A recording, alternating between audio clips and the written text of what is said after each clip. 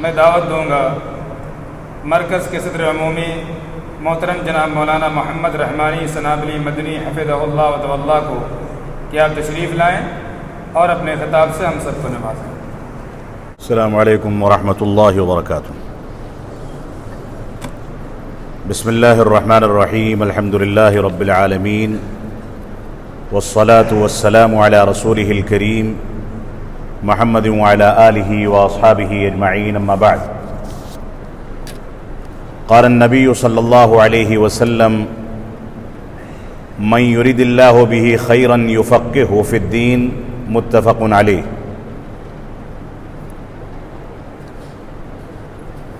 عزیز طلباء، ذمہ داران مرکز، اساتذہ گرامی قدر اور بالخصوص فارغین جامعہ،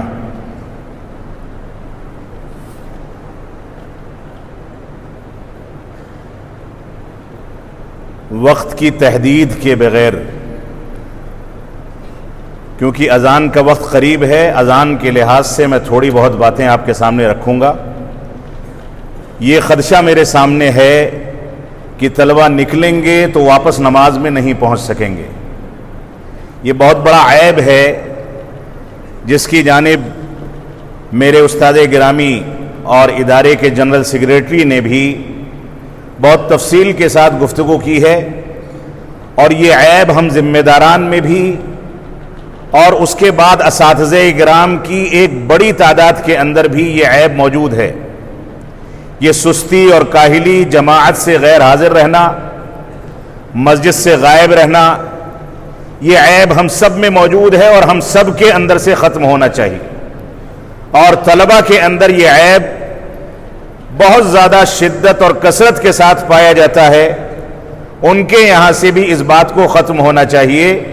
یہ نمازیں، یہ مسجد سے آپ کا رشتہ، اللہ رب العالمین سے آپ کا لو لگانا، مسجد میں پابندی کے ساتھ وقت پر پہنچ جانا، یہ آپ کے دوسرے بہت سارے امور کو سنوارنے والی چیز ہے۔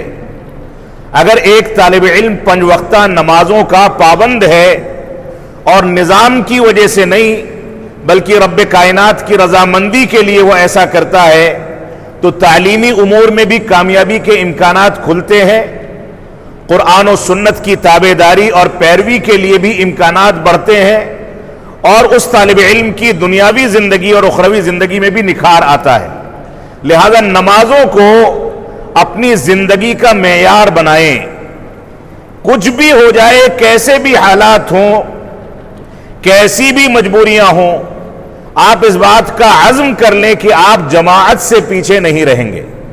اگر آپ نے اس بات کی پابندی کر لی تو اللہ کی ذات سے امید ہے کہ دوسری ساری کوتاہیاں، ساری سستیاں اور ہر قسم کی جو خرابیاں آپ کے اندر ہے وہ دھیرے دھیرے ختم ہو جائیں گی۔ ان الصلاۃ تنہی عن الفحشاء والمنکر، یہ نماز جو ہے انسان کے اندر سے میل کچیل کو دور کرنے والی عبادت ہے، انسان کو صاف و شفاف کر کے حقیقی مومن بنانے والی عبادت ہے۔ لہذا اس کا پاس و لحاظ رکھنا ہماری ذمہ داری ہے۔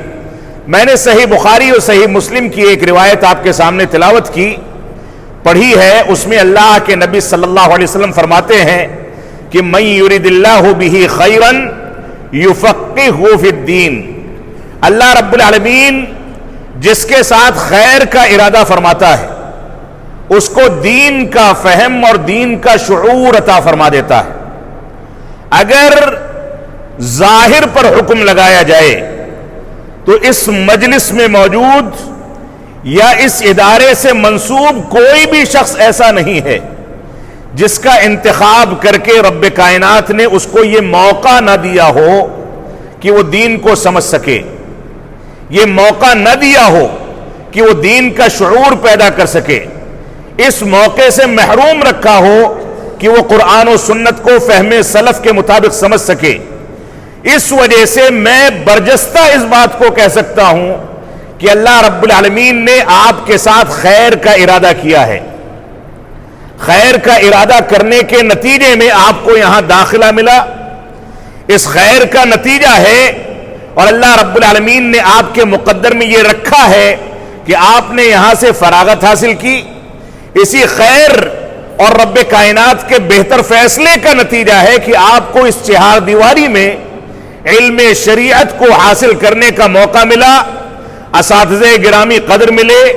پہلے کے دور میں آپ جا کر کے دیکھ لیں، صحابہ کرام سے زیادہ ذری دور کوئی دور نہیں گزرا، خود رسول اکرم صلی اللہ علیہ وسلم نے اس کو خیر القرون سے تعبیر فرمایا، لیکن اس دور میں بھی ایک ایک صحابی رسول کے ایسے واقعات ہیں کہ مدینہ سے مصر تک صرف ایک حدیث کو سننے کے لیے سفر کرتے ہیں اور اس کے بعد واپس آ جاتے ہیں۔ وہ آسانیاں آج کے دور میں وہ مشکلات تو نہیں ہیں، آپ چہار دیواری میں بڑے آرام کے ساتھ کھانا کھاتے ہیں، پانی پیتے ہیں، کچھ انتظامات کی کوتاہیاں آپ کے سامنے آ سکتی ہیں، لیکن اس کے باوجود یہاں طلبہ کی ایک بڑی تعداد ایسی ہے جس تعداد کو اور ان طلبہ کو گھروں کے اندر رہتے ہوئے اتنی سہولیات اور اس معیار کا کھانا پینا نصیب نہیں ہوا ہوگا۔ یہ اللہ رب العالمین کا فضل و کرم ہے، ادارے کے خیر خواہوں کی قربانی اور ایثار ہے کہ آپ کے لیے یہ سسٹم تیار کر کے دیا کہ آپ آرام سے بیٹھیں، شکر گزار بنیں اور صرف علم دین کے حصول کے لیے اپنے آپ کو فارغ کر لیں۔ صحیح بخاری کو پڑھانے والا ماہر آپ کی کلاس میں آپ کی باؤنڈری وال کے اندر موجود ہے، صحیح مسلم کا درس دینے والے افراد یہاں موجود ہیں، کتب ستہ کی دوسری کتابیں پڑھانے والے موجود ہیں، تفسیر کے ماہرین موجود ہیں، فقہ کے ماہرین موجود ہیں، دوسرے مکاتب فکر کو سمجھنے والے اور اس کے عیوب اور اس کی خوبیوں کو آپ کے سامنے بیان کرنے والے یہاں موجود ہیں۔ یہاں سارا کا سارا سرمایہ ہے، ہیرے ہیں، موتیاں ہیں، جواہرات ہیں، آپ ان پر دھول نہ بیٹھنے دیں، آپ اس سے بھرپور فائدہ اٹھائیں، اور اساتذہ گرامی قدر کے اشراف میں جو کتابیں آپ کو دی جاتی ہیں ان کتابوں سے عبرت حاصل کریں۔ یہ کتابیں محدثین نے اپنے ابتدائی دور میں کتنی مشکلات جھیلنے کے بعد مرتب کی، مدون کی۔ آپ صحیح بخاری میں امام بخاری کے احوال کو پڑھ لیں، امام مسلم کے احوال کو پڑھ لیں، کتب حدیث کے دوسرے محدثین کے احوال کو پڑھ لیں، ایک ایک حدیث درج کرنے کے لیے کتنے کتنے سفر کیے۔ کسی محدث نے پیشاب تک پی لیا کہ جان کسی طریقے سے بچ جائے، سوکھی روٹیاں کھائیں، بھوکے پیاسے رہے، پیدل، اور نہ جانے کون کون سی مشقتیں اٹھا کر کے سفر کیا، تب جا کر کے یہ آسانیاں آپ کے لیے پیدا ہوئی ہیں۔ ایک جلد کے درمیان آپ کو کتابیں مرتب اور مدون ملتی ہیں، پڑھانے والے اساتذہ چل کر کے آپ کے پاس آتے ہیں، آپ کو ان کو تلاش نہیں کرنا پڑتا۔ یہ سب رب کائنات کی نعمتیں ہیں، اس پر اللہ رب العالمین کا جتنا شکر گزاری ادا کی جائے وہ کم ہے، اس وجہ سے شکر گزار بنے۔ ہماری برادری، علماء کی برادری، طلباء کی برادری، اس کا سب سے بڑا المیہ یہ ہے کہ یہ ناشکرے پن کا شکار ہے۔ آپ کے اوپر احسانات کرنے والے، جان لٹانے والے، آپ کے اوپر اپنی سارے کے سارے مال کی قربانی اور ایثار پیش کرنے والے لاکھوں کروڑوں لوگ ہیں، لیکن آپ کے وتیرے سے بسا اوقات بدزن ہو کر کے پیچھے ہٹ جاتے ہیں۔ آپ کو شکر گزار بننا ہوگا، یہ آپ کی ذمہ داری ہے۔ تو ہمارے جو طلبہ زیر تعلیم ہیں، جن کو اللہ رب العالمین کے فضل و کرم سے یہاں داخلہ ملا، تعلیم حاصل کرنے کا موقع ملا، اس سسٹم سے ان کو جڑنے کا موقع ملا، ان کی بنیادی ذمہ داری یہ ہے کہ سب سے پہلے اپنے دلوں میں اخلاص پیدا کریں، اللہ رب العالمین کا ڈر پیدا کریں، یہ مقصد سمجھیں کہ کس وجہ سے ان کے والدین نے، ان کے خاندانوں نے اور اللہ رب العالمین نے ان کو یہاں کے لیے منتخب کیا ہے۔ اس مقصد کو سمجھیے اور اس مقصد کو بروئے کار لانے کی کوشش کیجیے، اخلاص پیدا کیجیے، اپنے اساتذہ کی قدر و منزلت کو سمجھیں۔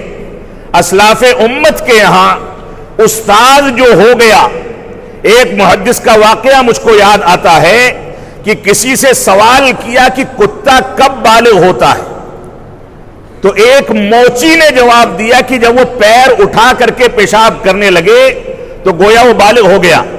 وہ محدث جب بھی اس موچی کے سامنے سے گزرتے تھے تو اس کو اپنا استاذ مان کر کے اس کے سامنے ادب اور احترام کے ساتھ گزرتے تھے، کیونکہ اس نے ایک چیز ان کو سکھائی تھی۔ یہ اساتذہ آپ کے لیے علم کا سمندر پیش کرتے ہیں، ہر چیز سکھاتے ہیں، اس کے باوجود آپ ان کی ناقدری کریں، ان کی نافرمانی کریں، ان کے ساتھ بدسلوکی کریں، ان کے احکامات اور جو کچھ یہ حکم دیتے ہیں اس کی نافرمانی کریں، تو اللہ رب العالمین آپ کو کیسے معاف فرمائے گا؟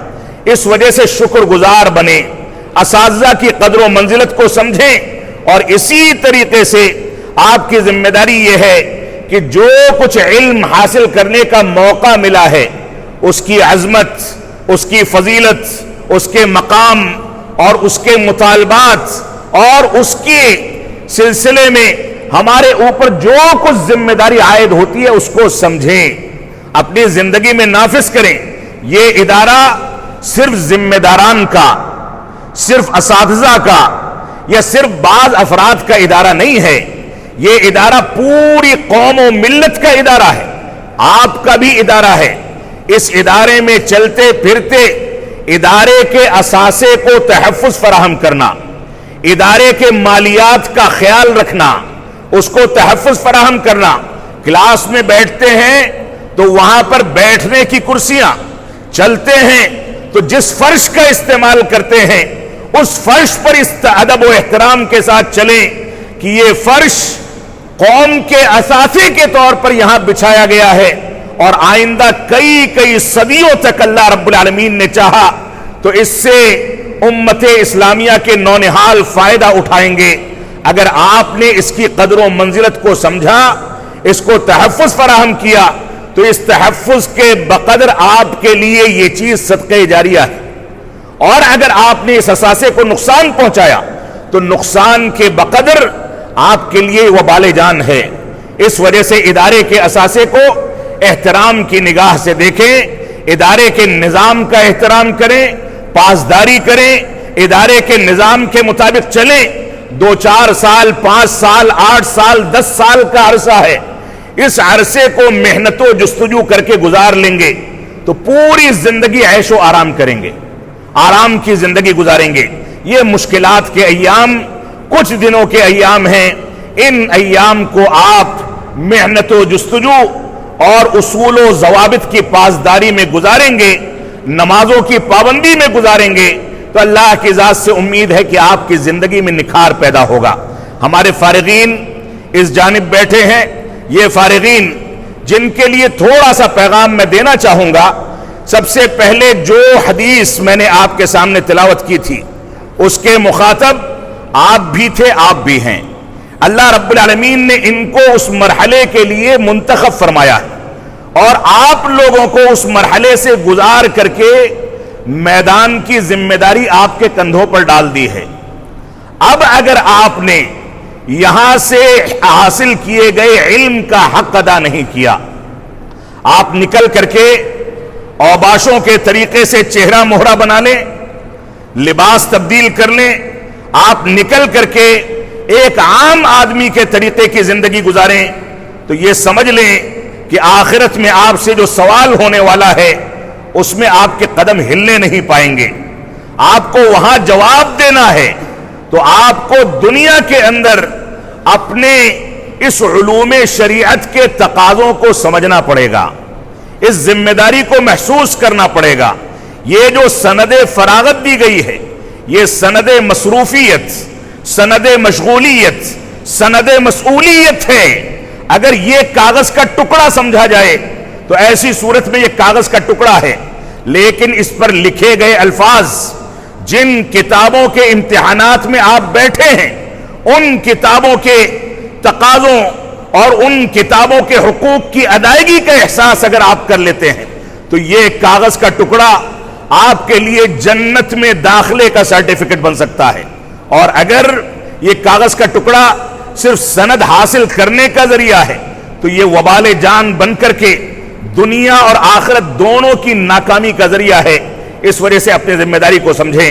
تو اللہ سب سے پہلے میں یہ کہوں گا کہ آپ زہد و ورع اور اخلاص اختیار کریں.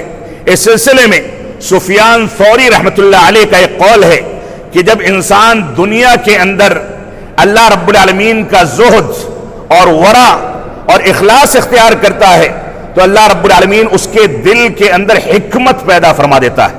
یہ حکمت جو ہے اگر آپ کو مل جائے تو یہ حکمت آپ کے لیے دنیا اور آخرت کی کامیابی کا سب سے بڑا ذریعہ ہے. لیکن اگر آپ نے زہد و ورع اختیار نہیں کیا، اخلاص اختیار نہیں کیا، تو یہی چیز آپ کے لیے وبال جان بنے گی. تو پہلی بات یہ ہے کہ زہد و اخلاص اور ورع اختیار کریں. دوسری بات یہ ہے کہ معاشرے کا دراسہ کریں. دیکھیں معاشرے میں کہ کون سے محلے میں، کون سے خاندان میں، کون سے گھرانے میں، یہاں تک کہ آپ کی اپنی ذات کے اندر، اپنے ماں باپ کے اندر، اپنے بھائی بہنوں کے اندر کون سی ایسی چیزیں ہیں ان کو ٹٹول کر کے تلاش کیجئے کہ جن چیزوں کی اصلاح کرنے کی ضرورت ہے. کیٹیگری بنائیے. سب سے بڑی خرابی کو پہلے، اس کے بعد کی خرابی کو اس کے بعد، الاہم فالاہم کے تحت آپ اصلاح معاشرہ کے ذمہ داری کو نبھائیں اور باقاعدہ لسٹ تیار کریں کہ ہم کو کس طریقے سے کس شخصیت پر، کس خاندان پر، کس گھرانے پر، یا اپنی ذات پر، یا اپنے والدین پر، یا اپنے بھائی بہنوں پر کون سے طریقے سے کام کرنا ہے. جو چیزیں اہم ہیں ان کو پہلے منتخب کیا جائے. اسی طریقے سے آپ یہ نہ سمجھیں کہ آپ فارغ ہو گئے. طلب علم کا دور ایک رسمی دور تھا جو ختم ہو گیا، لیکن طلب علم کا اصل اور حقیقی دور اب شروع ہوا ہے. اب آپ اپنے اساتذہ سے الگ تو ہو گئے، لیکن آپ کی ذمہ داری یہ ہے کہ ان سے اب بھی چمٹے رہیں، ان سے اب بھی حصول علم کے لیے رابطے میں رہیں، دوسرے علماء کرام سے بھی جڑیں. اس وجہ سے یہ نہ سمجھیں کہ آپ کا علم کے میدان کے حصول کا وقت ختم ہو چکا، بلکہ علم کے حصول کی ذمہ داری آپ کے اوپر اب بھی عائد ہوتی ہے، اور تدریجاً اس کو موت تک آپ حاصل کرتے رہیں، ورنہ آپ ناکام ہو جائیں گے. زنگ لگ جائے گا، صلاحیتیں برباد ہو جائیں گی، آپ کی زندگی تباہ ہو جائے گی. آپ کا عزت و وقار اسی قرآن و سنت کی تعلیم میں ہے. آپ کا مقام، آپ کی عظمت اسی قرآن و سنت کی تعلیم میں ہے. لہذا اپنے مقام کو سمجھیں. اسی طریقے سے علماء سے اپنے رشتے کو مضبوط بنائیں، اور کمزور اور بازاری مواد، کمزور اور ہلکی شخصیات، کمزور اور بازاری کتابچے، کمزور اور بازاری اخبارات جن کے اندر کچھ بھی لکھا جاتا ہے، ایسی چیزوں کو بقدر ضرورت جب مجبوری ہو استعمال کریں، ورنہ آپ متون علمیہ کا اہتمام زیادہ کریں.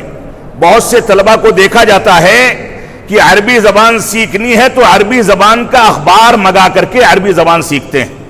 آپ کے پاس اس سے اونچا معیار حدیث رسول کا اور تفسیر کا ہے، اس سے مضبوط عربی زبان آپ کو دنیا میں کہیں نہیں ملنے والی.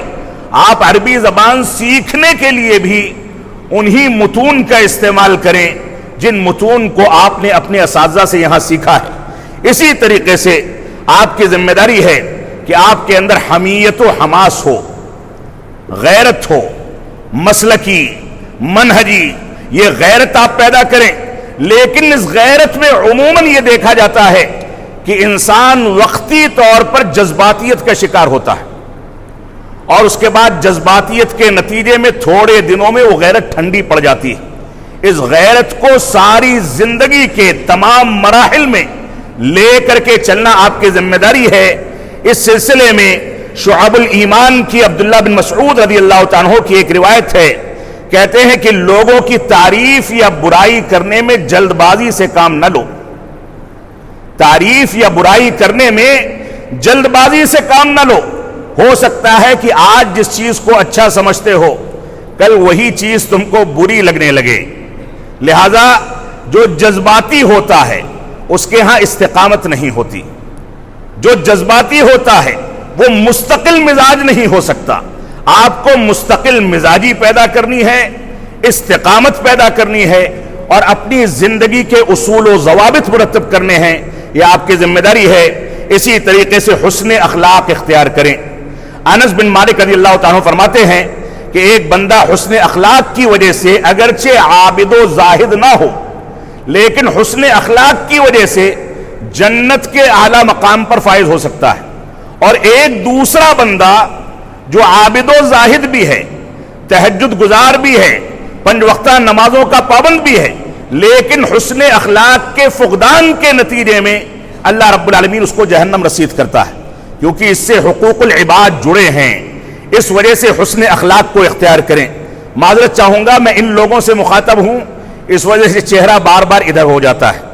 اسی طریقے سے ہمارے طلبہ کی ذمہ داری ہے کہ سیاسی امور سے اپنے آپ کو بچائیں، علمی زندگی اختیار کیجئے، منہجی زندگی اختیار کیجئے، اپنے رشتے کو مسجدوں سے مضبوط کیجئے۔ بہت نعرے بازیاں ہوتی ہیں، ایک ہی فریق جو ہمارے خلاف کھڑا ہے وہی ہم کو اپنے خلاف کھڑا کرتا ہے، اور اس کے بعد دور سے کھڑے ہو کر کے مزے لیتا ہے، اور ہم اپنے بنائے ہوئے جال میں خود پھنس کر کے تباہ و برباد ہو جاتے ہیں۔ مسلمانوں کی سیاسی زندگی کی کل کہانی یہی ہے کہ نئی نئی سیاسی پارٹیاں آتی ہیں، مسلمانوں کے لیڈروں کو استعمال کرتی ہیں، اور خود مسلمانوں کے خلاف استعمال کر کے مسلمان جذبات میں ان کی حمایت میں سڑکوں پر نکلتا ہے، اور دور سے شیطان کھڑا ہو کر کے مسکراتا ہے۔ اسکول بھی چھوٹ جاتے ہیں، علمی زندگی بھی چھوٹ جاتی ہے، قافلے مسجدوں کے سامنے سے نکلتے ہیں، نمازیں بھی چھوٹ جاتی ہیں۔ کسی عالم دین نے بہت خوب بات کہی ہے کہ آج مسلمانوں کی اکثریت یہ جذبات رکھتی ہے کہ ہم کو مسجد اقصی آزاد کرانی ہے، لیکن جو جتنا زیادہ جذباتی ہے اس معاملے میں، اس کی زندگی کا دراسہ کیا جائے تو وہ اپنے نرم و گداز بستر کو چھوڑ کر کے اپنے محلے کی مسجد میں صلاۃ فجر میں حاضری نہیں دے سکتا۔ وہ حاضر نہیں ہو سکتا تو جائے گا وہ فلسطین میں مسجد اقصی کو آزاد کرانے۔ یہ جذباتیت ہے ہماری، جس سے ہم کو بچنا ہے۔ تو ہماری یہ ذمہ داری ہے کہ ہم غیر علماء واعظین سے بچیں۔ اسی طریقے سے جماعت اسلامی جو ایک ایسی فکر ہے جو فکر عام طور سے ہمارے طلبہ کو اچک لے جاتی ہے۔ بین الاقوامی سطح پر اخوان المسلمین، ہندوستان کی سطح پر جماعت اسلامی اور اس کی مختلف فروعات جو کہیں جماعت اہل حدیث کے احباب میں ضم ہو کر کے کام کرتے ہیں، کہیں دیوبندیوں میں ضم ہو جاتے ہیں، کہیں بریلویوں میں ضم ہو جاتے ہیں، کہیں رافضہ اور شیعوں میں ضم ہو جاتے ہیں، ہم ان کی مقبولیت اور ان کی بھیڑ سے ایسا متاثر ہوتے ہیں اپنی جذباتیت کے نتیجے میں کہ ہم بھی ان میں شامل ہو جاتے ہیں۔ آپ علماء ہیں، آپ کی ذمہ داری ہے کہ اس انداز کے افکار سے آپ بچ کر کے چلیں۔ وَإِن تُطِعْ أَكْثَرَ مَنْ فِي الْأَرْضِ يُضِلُّوكَ عَنْ سَبِيلِ اللَّهِ، اگر اکثریت کی پیروی کریں گے تو یہ اکثریت اور بھیڑ آپ کو اللہ کے راستے سے بھٹکا دے گی، گمراہ کر دے گی۔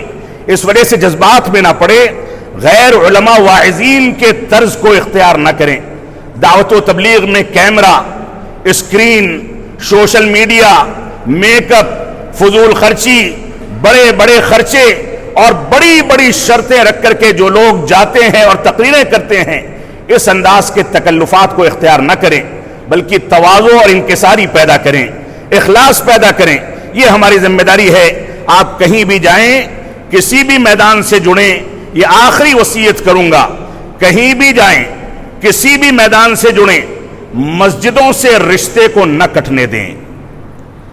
ایسی مسجدیں تلاش کریں، اپنے دائرے عمل کے آس پاس انتظامیہ سے بات کریں کہ وہ آپ کو ہفتے میں 10 روز میں، 15 روز میں، 2-4 روز میں یا یومیہ طور پر ایک درس کی اجازت دے دیں۔ جہاں خطبہ جمعہ کا موقع ملے آپ خطبہ ضرور دیں۔ ان مسجدوں سے اگر آپ جڑے رہیں گے، آپ کا علم بھی باقی رہے گا، آپ کا منہج بھی باقی رہے گا، آپ کی اصالت بھی باقی رہے گی، اور جو ماحول کے نتیجے میں چہرہ مہرہ اور لباس تبدیل ہوتا ہے، شرما حضوری میں وہ بھی کسی حد تک باقی رہے گا۔ اس وجہ سے آپ مسجدوں سے اپنے رشتے کو مضبوط کریں۔ اللہ رب العالمین ہم کو قرآن و سنت کی پیروی کرنے کی توفیق عطا فرمائے۔ اللہ رب العالمین ہمارے ان فارغ طلبہ کو اس بات کی توفیق عطا فرمائے کہ ماضی میں اگر ان لوگوں نے کچھ غلطیاں کی ہیں تو اس سے توبہ کریں، اساتذہ اور ذمہ داران کے سامنے تلافی کریں، اور مستقبل کی زندگی میں پوری شکر گزاری کے ساتھ، پورے اخلاص کے ساتھ، منہج سلف کی پاسداری کے ساتھ اللہ رب العالمین کی رضامندی کے تلاش کے لیے اس میدان میں کود جائیں۔ اللہ کی قسم، دنیا کا بڑے سے بڑا ظالم، بڑی سے بڑی ظالم حکومت، بڑے سے بڑا ظالم قانون اگر آپ منہج پر چلتے ہیں تو آپ کا بال بیکا نہیں کر سکتا ہے، کیونکہ ہمارے نبی کی بشارت ہے لا تزال طائفة من امتی ظاہرین علی الحق لا یضرهم من خذلهم۔